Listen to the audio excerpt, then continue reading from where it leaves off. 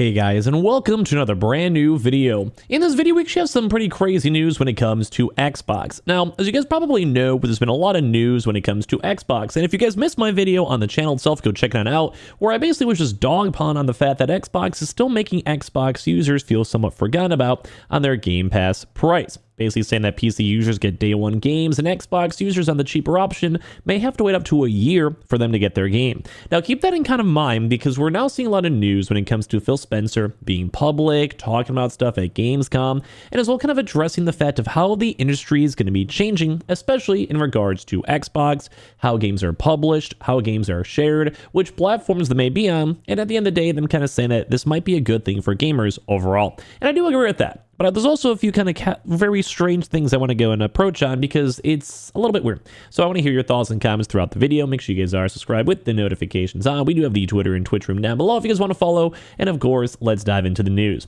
So first and foremost, I want to go and show you guys a statement. Now, as you guys probably know, apparently Indiana Jones from Gamescom official trailer, there was a PlayStation 5 notice that popped up, and with that, it is now coming as a somewhat timed exclusive for Xbox and Xbox and PC, and then it will eventually go to the PS5. So after a few months, it should be good. Though there's a little bit of a weirdie though, because it is technically a Disney game because they own LucasArts, and they're probably saying, hey, we want to get a lot of sales, a lot of eyes on our game, we revitalize the IP. Well, it's not a pure Xbox title, and that's something that people keep on kind of noting and talking about because we did have a few pure Xbox titles, Sea of Thieves and Grounded, for a good example, but we haven't had any major big ones. So think Halo, go and think, all these other various big games such as a Gears of War, Fable, and we haven't seen any of those that are hey, Xbox for a year coming to PS5. So we have to keep that in mind. So we actually did an interview over here from Phil Spencer, the Xbox head honcho. So the Xbox chief Phil Spencer responds to a cue about how Indiana Jones and PS5 connects back to how/when this happens to other Xbox titles. Like I said, we've had a few games kind of come over. Sea of Thieves did very well. Other games did very well. And it seems like Xbox will most likely move over. A lot of people, myself included, have pushed the narrative that a publisher, such as, making Call of Duty, making Starfield, put it on Game Pass, bolster up Game Pass numbers for day one users, and the Xbox ecosystem, make it a timed exclusive for people to buy Xbox consoles or have Game Pass, and then as well, after a year or so, move it over to PS5, the Switch, or whatever to go get additional profits from anyone who may pay full price for it. Think Starfield, or even Halo, think Fable, think all these games that might come out. But as well, we haven't really seen it fully yet. We've had older games, like Sea of Thieves, but none of these big traditional games as I just mentioned. We have to anticipate there's going to be more change in some of the traditional ways that games are built and distributed. That's going to change for all of us. But the end result has to be better games that more people can play. And that's a big thing to know. A lot of people have been alluding and speculating that Xbox will put all these games on other consoles. Just this how it is. The birds and the bee. That's how it is. But we haven't heard it from the official Xbox head honcho. We also haven't heard it actually happen. The Disney one's weird because with Indiana Jones, it is a Disney title. So we still have to wait for an Xbox title to officially do it. But let me go play out this clip for you guys to kind of react to. Going to the PlayStation announcement, obviously last spring, we launched 4 games, 2 of them on the Switch, 4 of them on PlayStation, and we said we're going to learn.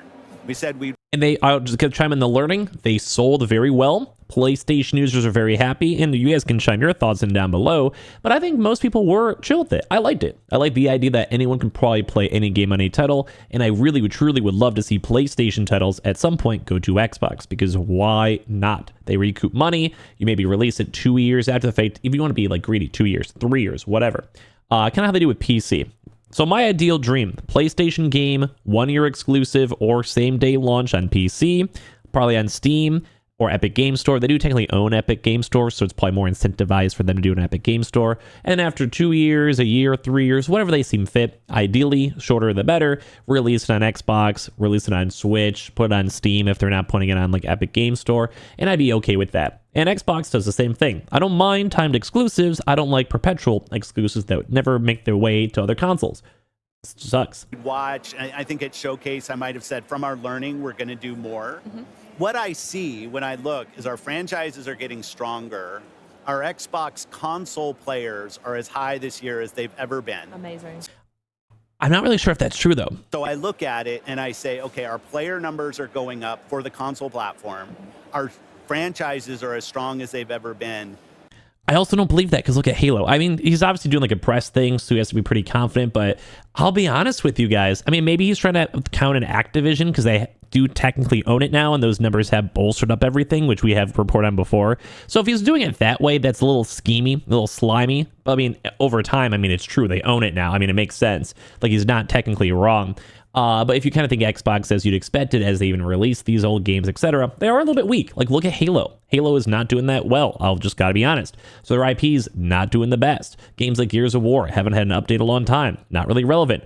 Games like, say, like Hellblade wasn't the best. Very, very weak. Or even things like Redfall. Horrible launch. So not to go be an anti-Xbox guy, because I like these games coming to other platforms. I like Phil Spencer. I like the long-term idea. It almost kind of seems like Xbox was weak. Like, no one's really playing their games long term. The vibes are not good. And, well, like maybe Hellblade was an okay game or whatever, but Redfall sucked. It plopped. Like, businesses like went under because of how mediocre it were performed. So they kind of have to be like, hey, we're losing the console war. They're only maybe at like 25, 30 million Xboxes, give or take. And that's very low. So I don't think their like player base is the highest it's ever been because we've seen better numbers in like the Xbox 360. Although, once again, if they factor in like, you know, Overwatch, Call of Duty, they probably are, but it kind of depends either way. But like, they're like, hey, we have to do something. Or at the same time, Call of Duty is our cash cow. We still have to release it on PlayStation. So I welcome this change. Like, I welcome the humbleness of it, where it's like, we're big, we got the money, we bought all these things, now we got to sell it. So let's just sell it everywhere because everyone wins. And I've said this before, like rising tides raise all ships. And I think that's the mindset they want for Xbox. And we run a business. Like, it's definitely true inside of Microsoft. The bar is high for us in terms of the delivery that we have to give. And it almost kind of feels like it's more of a Microsoft decision too, where they're like, why are you losing the console war? I don't know, we just didn't win. Well, then make that money back. Like, what do you do to go get more people on Xbox? So what they maybe be like, hey, instead of us, you know, trying to make our money back from Activision, which they spent $70 billion on, which is insanity, like, let's just go and sell it everything. Like, we'll get our profits back up. Because Microsoft is probably breathing down Xbox's neck, especially since it turned into Microsoft Gaming over Xbox. Like, Xbox doesn't necessarily exist anymore. Obviously, the console does, like the branding for it. But it is now technically Microsoft Gaming. It's not Xbox, Microsoft Gaming, from like official documentation, official subsidiaries. So obviously Microsoft is a little bit more hands-on now. So they probably want to make that money back if they just drop $70 billion. And I'm sure Xbox is worth at least $30 billion. So it's a $100 billion plus company. Like, it's crazy. So they obviously want to make their money back on the publishing. So they're going to have to change everything to do that. And that's probably Microsoft being like, hey, where's our money? Back to the company, because we get a level of support from the company that's just amazing in what we're able to go do. So I look at this, how can we make our games as strong as possible? Our platform continues to grow, both on console, on PC, and on cloud. And I think it's just going to be a strategy that works for us. And the last thing I'll probably say is I think as an industry right now, there's a lot of pressure on the industry. It's been growing for a long time, and now people are looking for ways to grow. And I think that us as fans, as players of games, we just have to anticipate there's going to be more change in how some of the traditional ways that games were built and distributed. That's going to change. That's going to change for all of us. But the end result has to be better games that more people can play. If we're not... That's a big line right there. The end result, better games.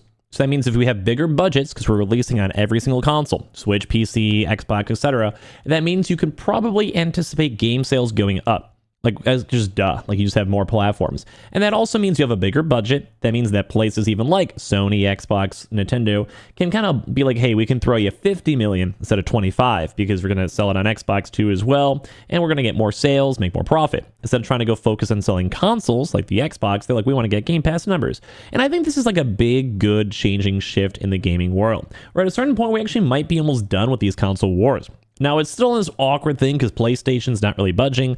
Xbox is kind of throwing out that first bread loaf of like, hey, neighbor, how you doing? Like, you want to go and sit and talk? Here's some steaks. And we'll have to see where it goes long term. But it does seem like a lot of things are going to be changing at the end of the day. Not focused on that. I think we're focused on the wrong things. So for us as Xbox, health of Xbox, health of our platform, and our growing games, most important thing.